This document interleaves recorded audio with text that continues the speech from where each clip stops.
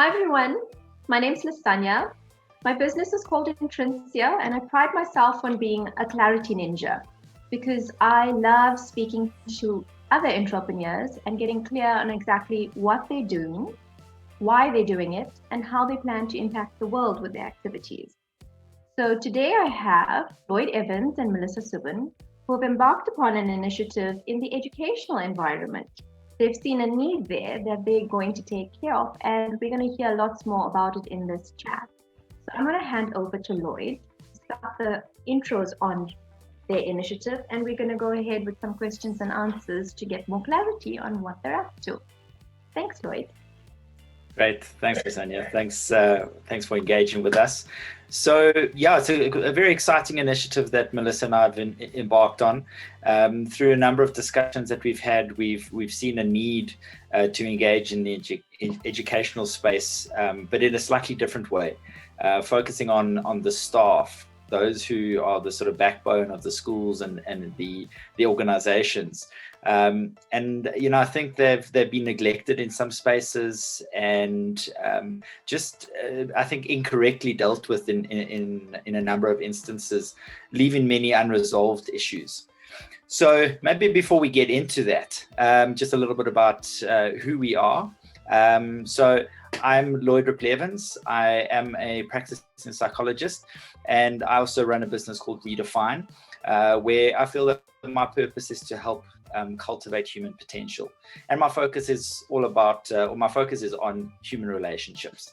Irrespective of the context, relationships are all fundamentally based on the same principles.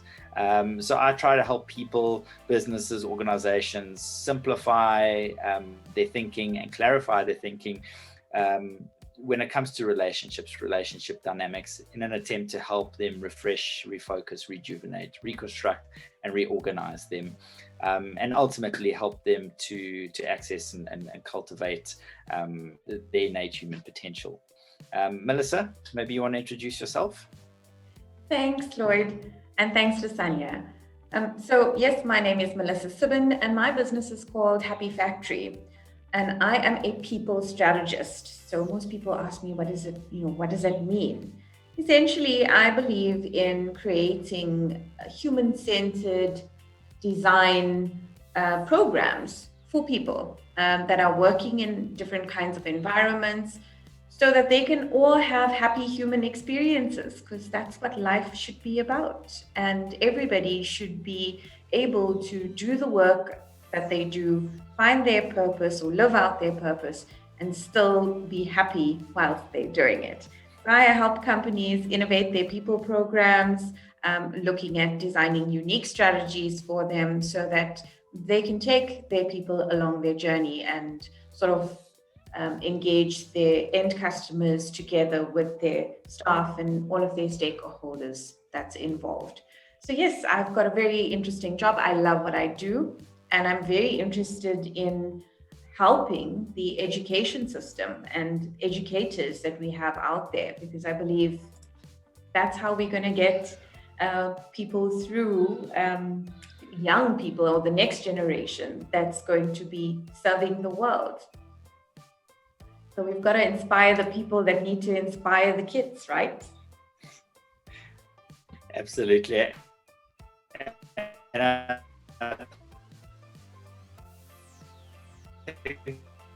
that was a good point for this and I conversation because we both feel very, very strongly about by creating a difference in the lives of the youth. So, we both agree that we value educators and believe in helping and motivating the people who ultimately educate the world. And through the discussions, we arrived at our MTP, where we want to create an atmosphere of possibility, potentiality, and purpose, which I think is extremely, throw another P in, is extremely positive. And we're both very passionate about this. So just to sort of head into what this initiative of ours is all about, is we sort of had heard a number of things and have been working off a number of assumptions about some dynamics within the educational spaces. And ultimately, it sort of was narrowed down to these four elements of communication, value, purpose, and growth. So I'm just going to touch briefly on sort of a little bit more detail. And Melissa, please feel free to jump in here. But the first point there, which is ultimately referring to communication, is that there's a breakdown in the relationship between management and staff. And this seems to, there seems to be the significant void, and there's two camps often existing, in these school environments, where there's management and the other staff. And that's, it's not a healthy, constructive, positive environment to work in when you're ultimately kind of on two different sides of the fence. So we see that as a significant concern. Second to that, many educators feel undervalued, and there are many complaints about working harder than others. There's perceptions and misunderstandings about roles, expectations, contractual obligations. Seeing one staff member being able to clock off at, straight after school, and another one has to stay late, it creates a lot of mistrust, a lot of resentment and frustration in the working environment. So not only do we have these sort of two camps because of this breakdown in communication, but now we get these sort of factions existing within the staff in space. Following that, and this is sort of looking a bit broader, there's this fear and anxiety about the uncertainty about teaching and education. And it's not limited to just sort of a post-COVID world. This isn't brand new, but just, teaching and educating in the future. So, am I going to be in education for the rest of my life? How long am I going to be teaching for? What is teaching going to look like? What is my purpose? What is my role as a teacher, as an educator? I think there's a lot of uncertainty in that space. And the last and final assumption is that individuals seek or feel stuck or limited in their careers and opportunities.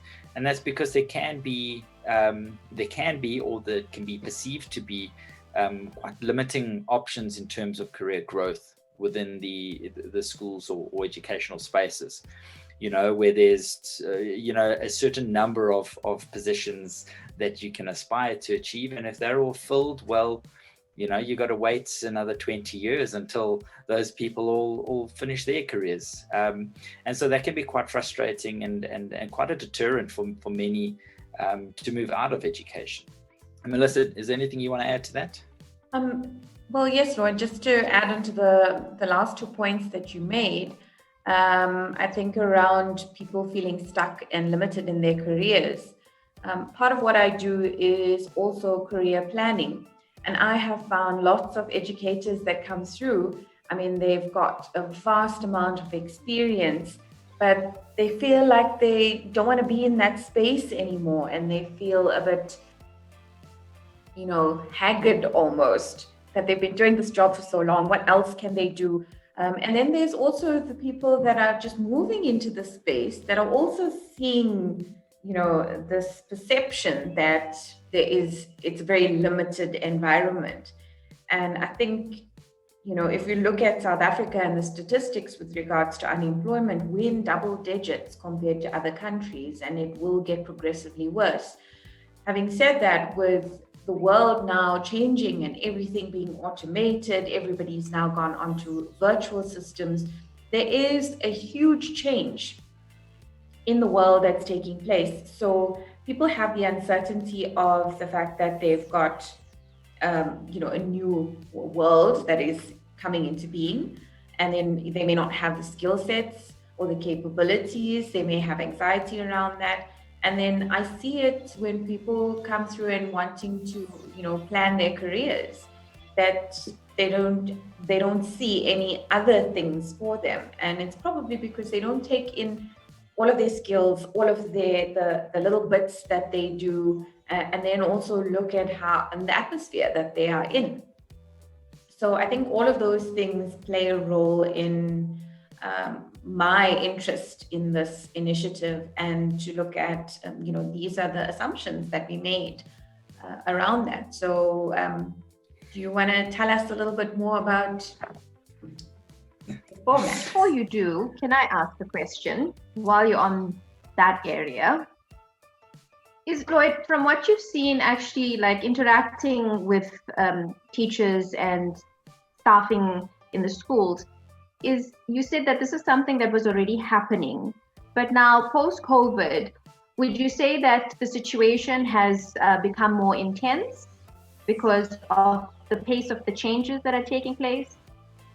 Or is it, are the teachers or in that space, are people able to actually create at pace to change the way in which they're doing things to cope with the new environment?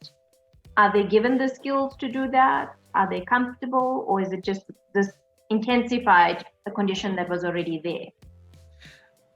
I think it's certainly intensified things. I think, none of the assumptions here are new. They've been there probably for decades, if not longer. I do think that this lockdown COVID situation has amplified them significantly. One of the institutions that I engaged with shared that actually, no, their staff seem to still be pretty okay. But the reason that they seem to still be okay is because they've been given so much support to kind of just help them survive and cope. And the comment that was made that was, well, maybe it's going to hit them next year, kind of when the dust settles. It's going to sort of, catch up to everybody. Because this has been an extremely intense and stressful time for all industries, but education in particular. Things have been tipped on its head, and the staff have had to just survive. So I think at the moment, most schools are just maybe coming out of survival mode. I think they're still experiencing a lot of the shock. But I think things are just amplified. I think emotions and stress levels are just sort of extremely much higher than they would be normally. So it's just making things a little bit worse. I don't think that the necessary skills have been taught and encouraged and provided in the right for the right reasons previously. And I think, I'm looking at the silver lining of COVID and seeing this as an opportunity. Kind of things are coming to a head, and we need to address it. I was just going to ask. Actually, it seems like COVID has provided an opportunity to deal with the problem that was already there. So yes, I'm thrilled to see the rest of this now. Please go ahead. So just moving on to our approach now, Melissa and I both fully understand that every school environment, educational organization is unique. They've got their own unique structures, their teams, their communication sort of processes, and everything is different. So there can never be a one size fits all. I think at the heart of this, what we're trying to do remains absolutely sort of the same, but how we go about it is going to sort of change, unique to the context. So we're going to approach this from the perspective of engaging from the top first. We need the understanding, the buy-in, and the clarity from the top. And when I'm talking about the top, that's board level, it's senior management, it's the heads of the institutions. So that we can first understand, well, what are the problems that they see? Are they seeing the same problems? What is their perspective, their understanding of them? And that sort of engages in a bit of a strat session for us, so that we can figure out what the next step is. And from there, it's very much dependent on the size of the institution and all the rest. But we want to focus on two significant dynamics: there's team dynamics and personal dynamics. We need to understand the sort of team cohesion. Is there a value and goal alignment within the teams? And for us to get a good sense of things in that space. And in combination is also the personal dynamics, because every team is comprised of individuals. And we need to take that personal individual component into consideration. That then feeds into our space where we're able to provide insights, feedback, recommendations, and strategies and plans to take the next step forward, which would obviously be unique to that organization. and ultimately would go through a bit of a sort of a cyclical program or process where we might engage with different teams at different times, just very much dependent on the needs and the requirements. Melissa, do you want to add anything there? I think, yes. So essentially, what we want to be able to do is to help people to understand, number one, the what's in it for them. Why do they wake up in the morning? And what is their personal values? And then align it to what the executive or the board or management team's values is, their purpose, their goal of the actual institution. And the same principles would apply whether it's in a corporate, a small business. When you have people that are having to do a piece of work and is working in a larger group, you need to make sure that there's team dynamics. And I think that the best way to do it is to actually get people to buy in, to build a brand ambassador. So for me, I think the program that we've looked at, or the approach that we've looked at, has to be real, it has to be authentic, and it has to be meaningful for the person receiving it, as well as the people that are now deciding on what the strategy is, etc. So I think, just in terms of the approach, I would look at it and say it has a human touch to all of it. And I hope that, and I believe that it will make a difference in the hearts and minds of the educators that we have in our country. I think added to that, before we get to the sort of Q&A section, because I know, Lisanya, you've got loads of questions that you want to ask us. I think at the heart, this is something near and dear to my heart, and I know that Melissa is on board with it as well, and it relates very much to her perspective on things. But I work very much from the premise, the systemic premise, that all dynamics can be broken into three perspectives of me, us, and them. And I think by helping individuals, teams, organizations understand these three distinct components, we can start to see, as Melissa was saying, kind of the human part of it. Right at the center is a human being, is me.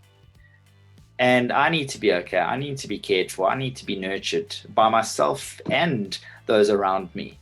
And if I'm not, well, then I'm not going to be able to give as much as I possibly can. So I think that's, fundamental to what we're trying to do here, and the change that we're trying to facilitate. And any questions? Melissa, do you want to add anything to that, me, us, them? No, I think you've surmised it quite nicely. So Lisanya, hit us with your questions. Let me have my way with you. So if this has been going on for a bit now, why do you think it's going to be so impactful right now? You want to go for it first, Melissa, seeing that Lloyd has been doing a lot of talking, and then Lloyd can go after you. Why do you think the time is great right now?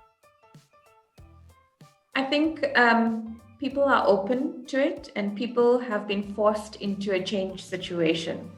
I think that in any environment, if you think about people that are now having to work from home, they normally say that your biggest changes that people go through in their lives is having to move house.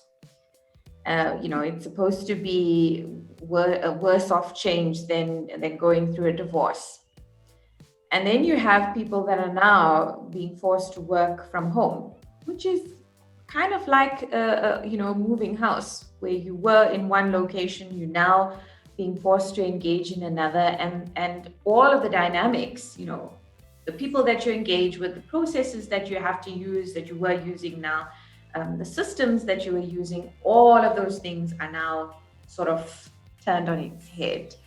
So I think now is a good time for people to say, this is something that we need to look at. And this is something that we need to focus on so that we can make a bigger difference. We can support the people that are going through this change. So for me, this is an ideal time to relook at your strategies, to relook at the people engagement and the people component. And I think as the world changes and gets more and more automated and technology driven, it's up to us to make sure that humanity still stays as humanity. So I'm really big on human-centered design and happy human experiences. And so for me, I think this is ideal opportunity for people to look inward and look towards having human experiences in all of this. I think just to add to that is also just the idea of strike while the iron's hot, because people have been, worlds have been tipped upside down. Stress levels are at, all-time high. And, one comment I'd received was, well, maybe we'll wait until next year, maybe when things are sort of settled down. And my response to that was no. We got to engage now when things are not great, when tensions are high, when relationships are strained, because unfortunately, if we wait until things get better, well, then it's better. And then our perspective is, put on a slightly, rose-tinted glass and we see things, it's not so bad. Maybe we don't need this now. But it doesn't change the fundamental issues that sit beneath the surface. So I think this is an opportune time to engage and to make the core change, or at least begin facilitating that core change that is absolutely necessary. So Lloyd, would you say then, from the human perspective, there's so much of change that's going on. We're saying that strike while the iron's hot. Are you still saying that because we are in this adaptable stage and making changes anyway, why not have some strategy about the change that we're making? Because it's going to happen, whether we want to or not. And so you don't think that the additional changes coming on and the pace at which they're going to be hitting the environment is going to be more stressful or cause further problems for people? That there's a way to actually find a balance through this? So I passionately believe that if we address problems in the right way, they become less stressful and more manageable and easier to deal with. And if we consider the situation, so at the heart of what we are focusing on, it's relationships as individuals. And it's these relationships and individuals which are required to make all the changes and adapt to this sort of lockdown situation and the world that's constantly changing. So our sort of approach is to it's an almost inside out approach. So we're trying to give the support stability structure within, right down at the core of these institutions, so that they can continue to, engage and grow and develop and change as required. So, our whole approach and really, we certainly don't want to create more disruption and uncertainty for them. We want to help create a space of, that kind of inner calm, right in the center of the tornado. They can be calm within their own spaces, which I think, Melissa and I both feel they don't, that's not taking place at the center of these organizations at present. I think if I were to add on to that, in the education system, people are the key resource. It's not like you can rely on a robot or, YouTube videos to teach people how to do these things, because, depending on who the learners are, they need some kind of engagement. You need people to create the curriculum. You need people to disseminate it. And so I think for me, if the people are the key resources, then how are the people being supported through any kind of change? Or even if there wasn't any change, let's say COVID didn't exist. Again, if the humans are going to be the key resource here, how are the humans then supported to create an environment or an atmosphere that is conducive to them continuing to teach in an appropriate way, and also getting better at it.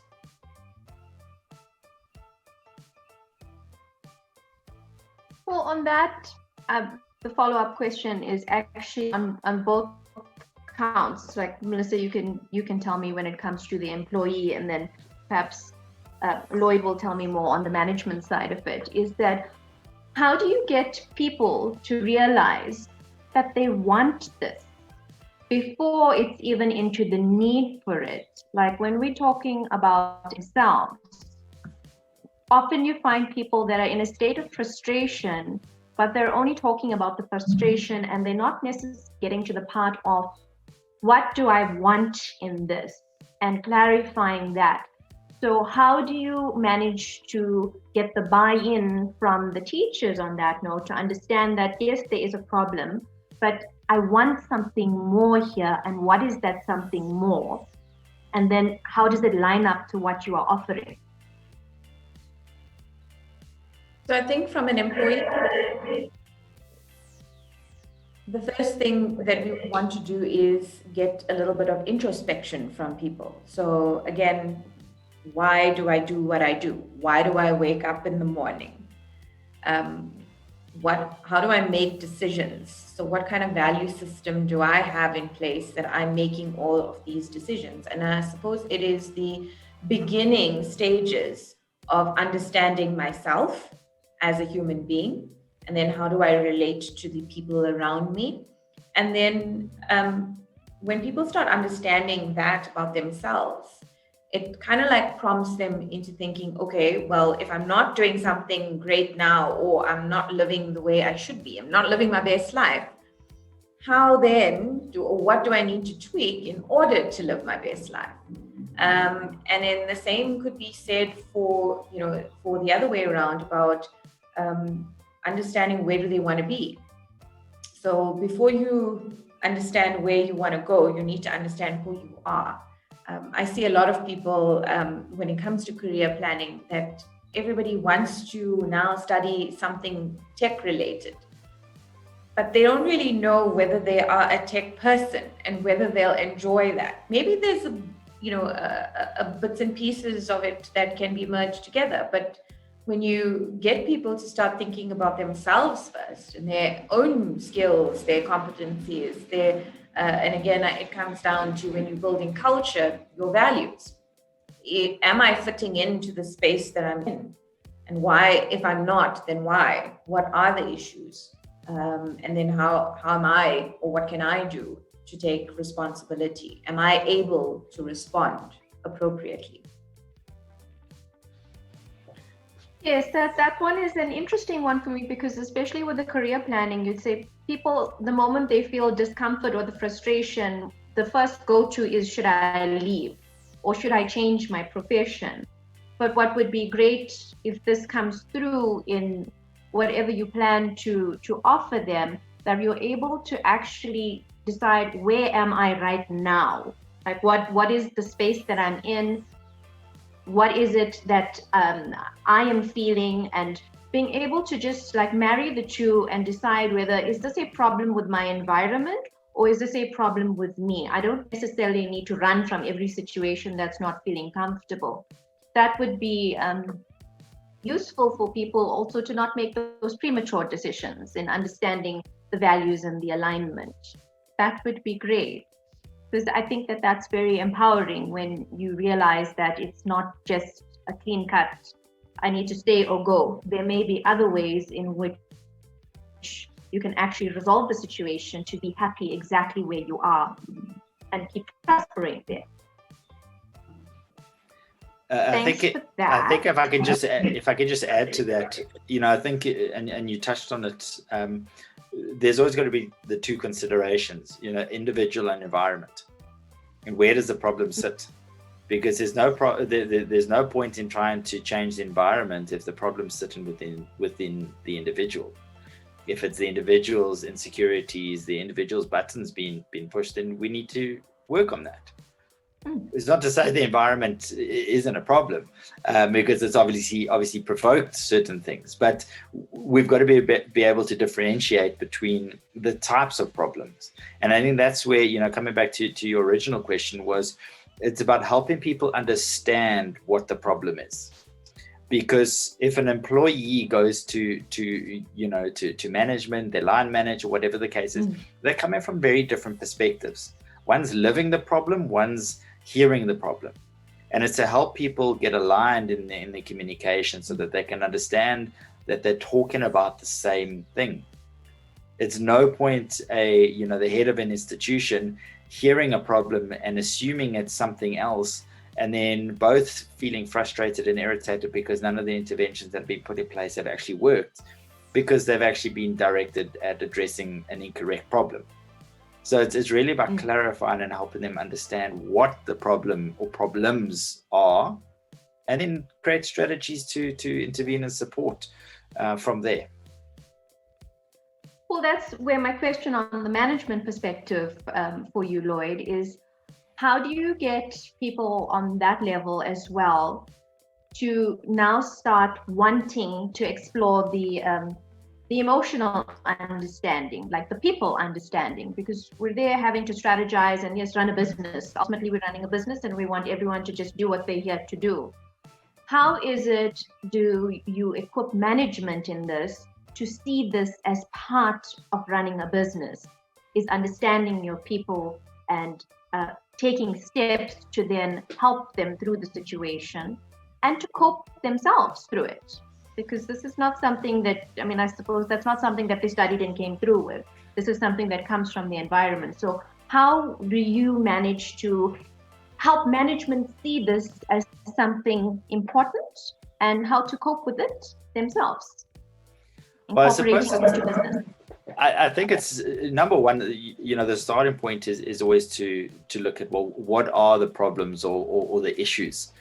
Because I can guarantee you now that management, and this is not specific to education, but they're all aware of what the kind of murmurs are, what the issues are, what they've heard, what's sort of been fed up in various spaces. So they're aware of things.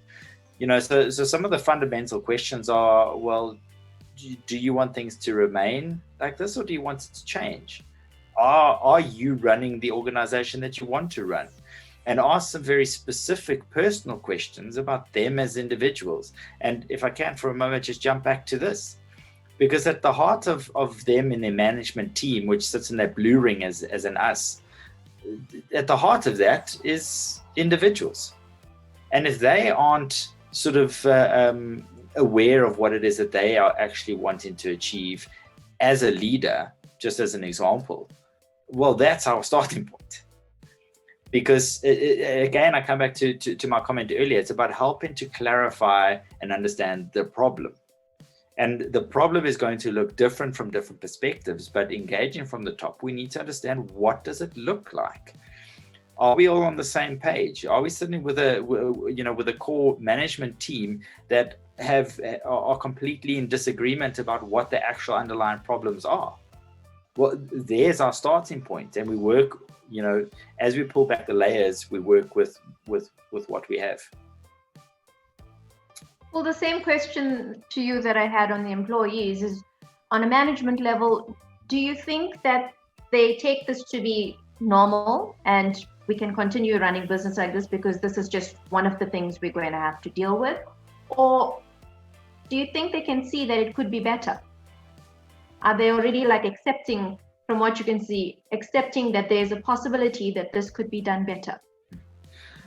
I think there's probably two, and I'm generalizing horribly here, but probably two broad streams of thought. Maybe one is that of acceptance, that I'm just in survival mode, and this is not specific to sort of lockdown and COVID. I think it's just kind of in survival. I'm trying to run an institution. I've got pressure all around me. I'm just keeping my head down and trying to keep the wheel turning. And so I don't think, those situations, I don't think there's capacity to consider the positive alternative. And there we'd obviously need to work specifically with that situation. I think in other spaces, I think there is some thinking about, well, we need to make change. We need to do things differently because we're not where we should be. I think where the issue comes is, I think just coming back to the point of capacity.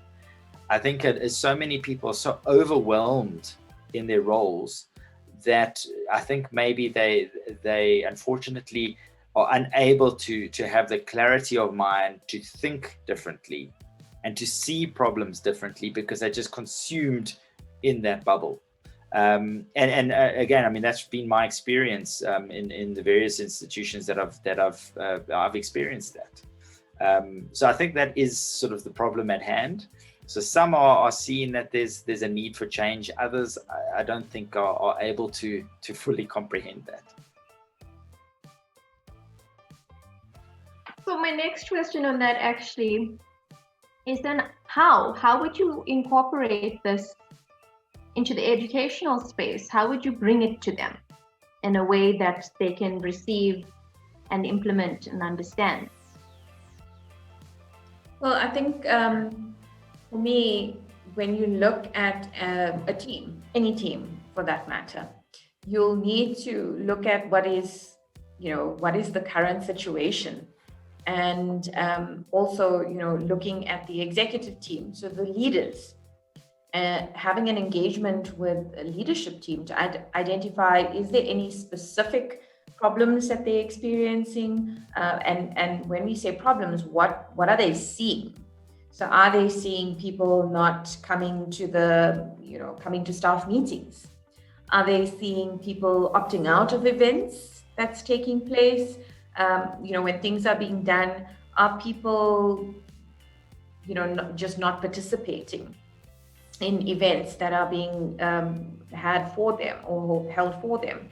And so when we engage with the leadership team, we then also look at what do they see as a great situation? What would they like for their teams? And I think that's where the strategy would come in, because it is, personalized for each institution. But, the general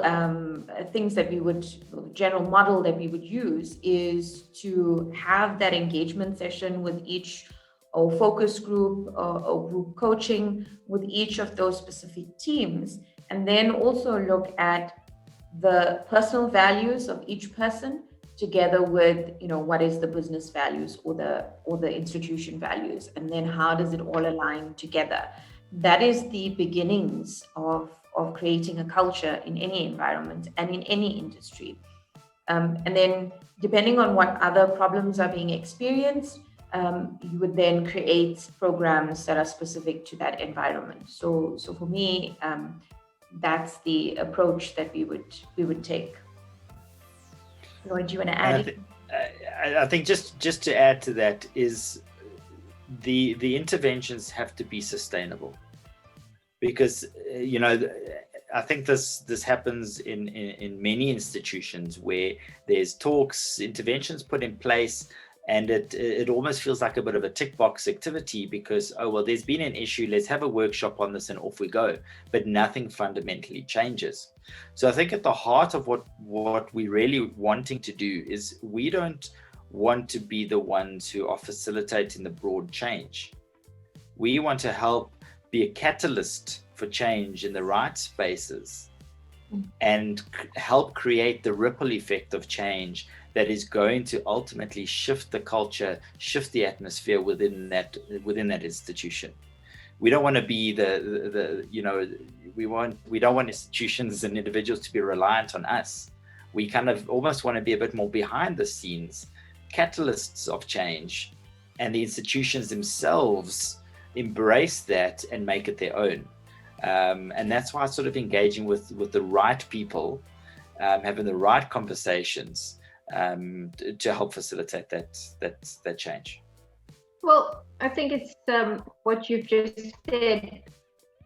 The key indicators part is people first have to realize that this is not going the best it could go.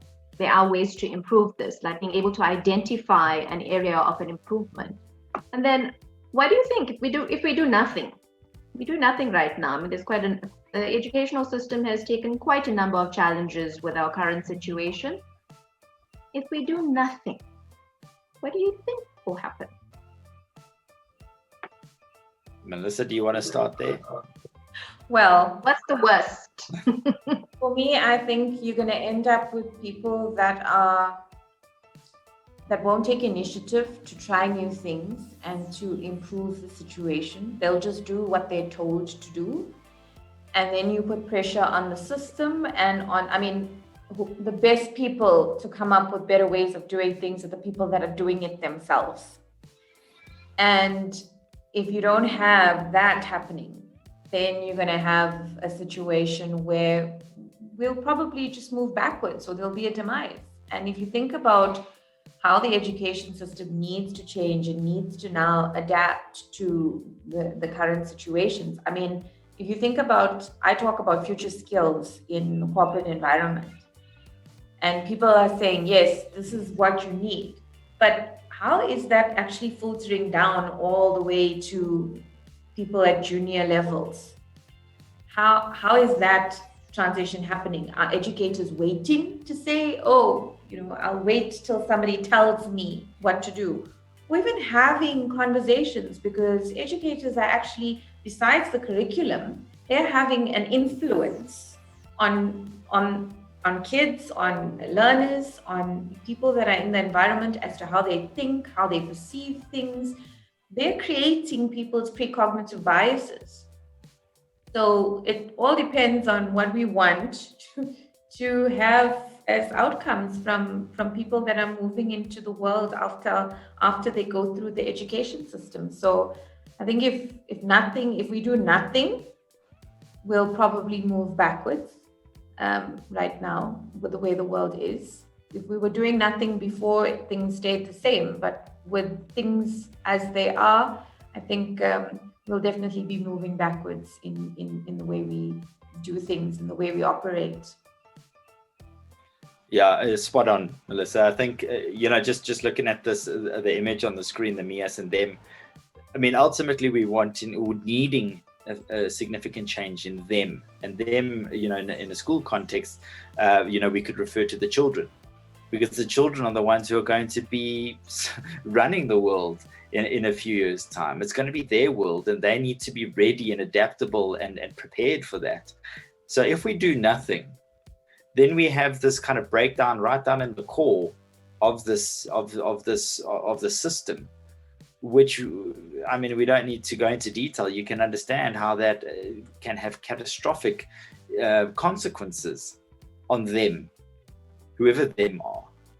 So we're doing this for a much broader reason as well, needing to facilitate this change. And absolutely, as Melissa said, sort of right now, education has been kind of, the fast forward button has been pushed, and people are sort of grappling with that at the moment. I find that hugely exciting, because the educational wheel is an archaic wheel that turns very slowly. And I think this is a great time where things are being shaken up. It's a time to streamline processes. It's a time to really kind of get down to the heart of what educational institutions are here for. What is their purpose? But that sits right down at the core. We can't be looking sort of outside in. We've got to be working with those who, as Melissa said, those who are right in the thick of it, the ones who are doing it. We've got to work with them and help them then change the world.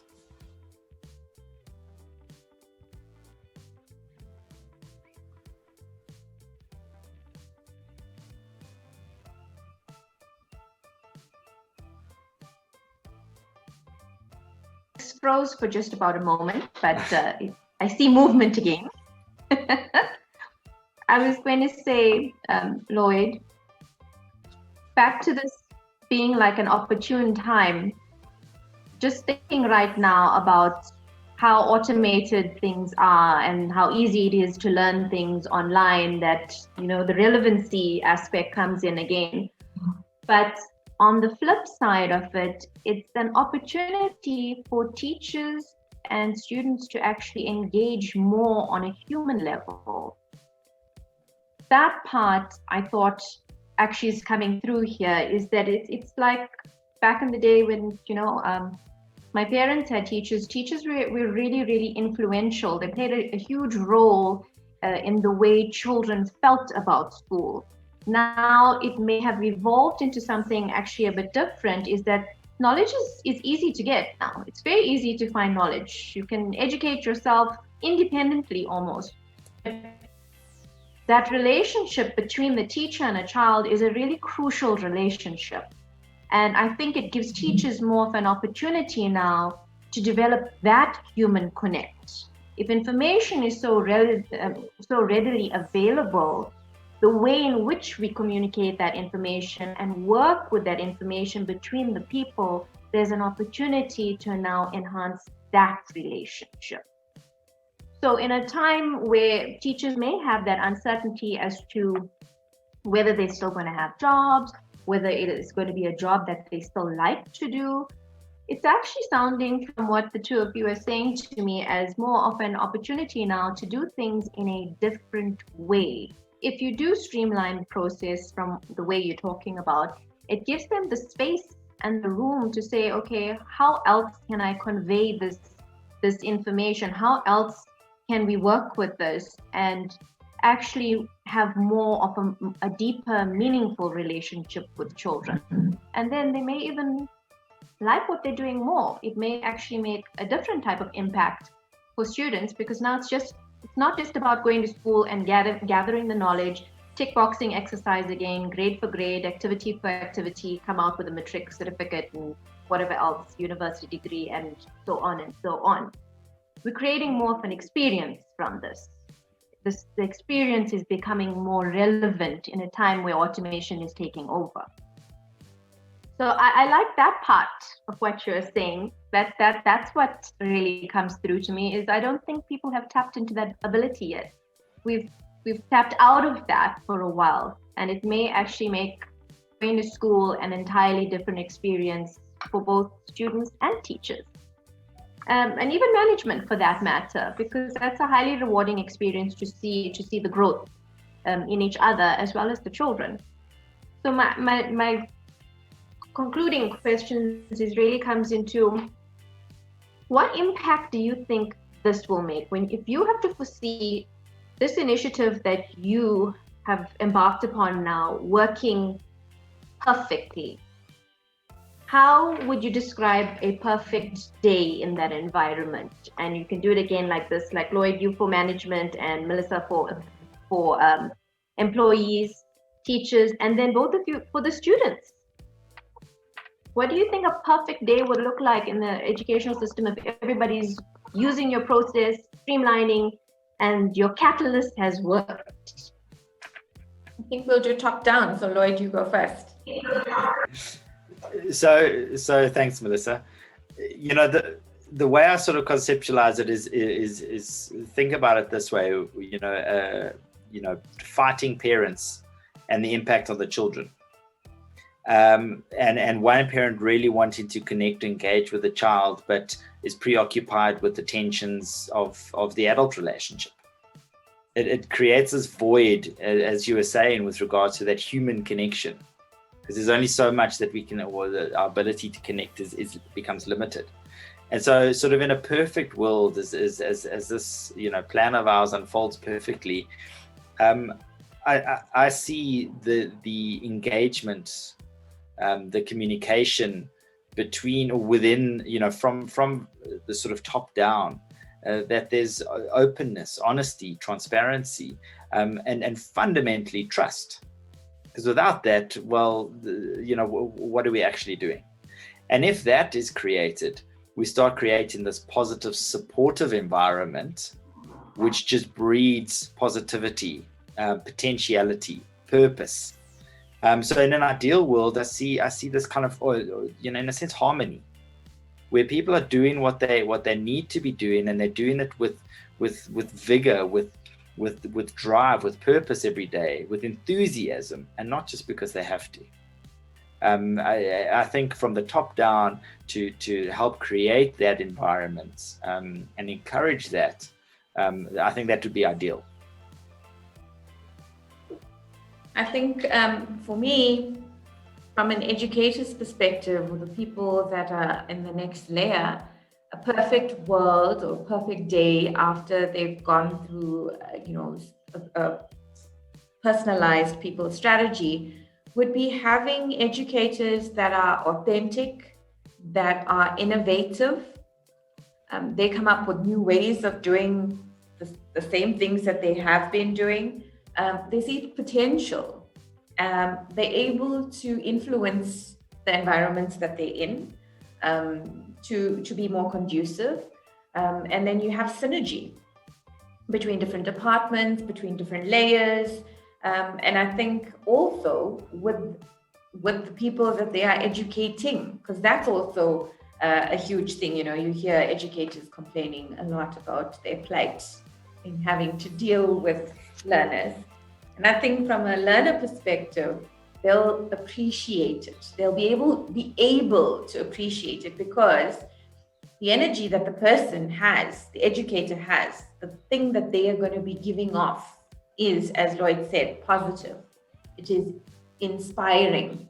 They will be, and I use the word innovative, and that's also part of, they'll be more human. And then from a learner's perspective, I think if I could sum it up in one word as to a positive outcome, we would have a world with learners that are creators and creators for the betterment of humanity. I feel like we should drop a mic. That was perfectly said. So that brings us to, why do you want to do this? Why do you want to be the catalyst, Lloyd? What's in it for you? I'd be lying if there wasn't some personal sort of selfish reasons. It's because I feel it's sort of my purpose, or part of my purpose, to help facilitate the change in this space. So I'm passionate about this. I've been involved in the educational space for over 15 years, and I want to see it moving in the direction that I think it needs to be moving. But more than my personal sort of reasons, as I said, I've been involved in the educational space. So I've lived it, I've experienced it. And I just think, schools are going to become sort of dead in the water if things don't change. And so, I just really want to help facilitate that change so that institutions can adapt and evolve and be all that they need to be for the world that's coming.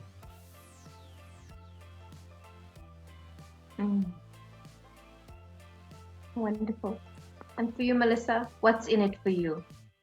Well, for me, having spent many moons in corporate, in the learning and development space, looking at learnerships, or people that are coming out of the education space and into the work environment, looking at graduates, and looking at the graduate program, I always thought to myself, if only I could have done something for them sooner.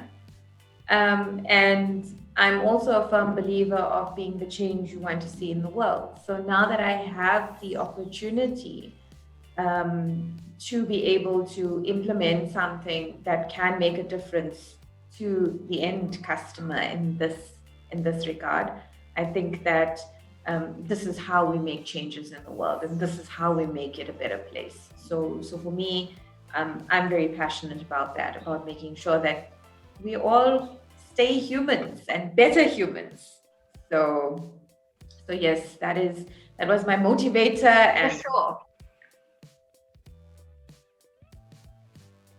They say it has to be, in business, a win-win-win.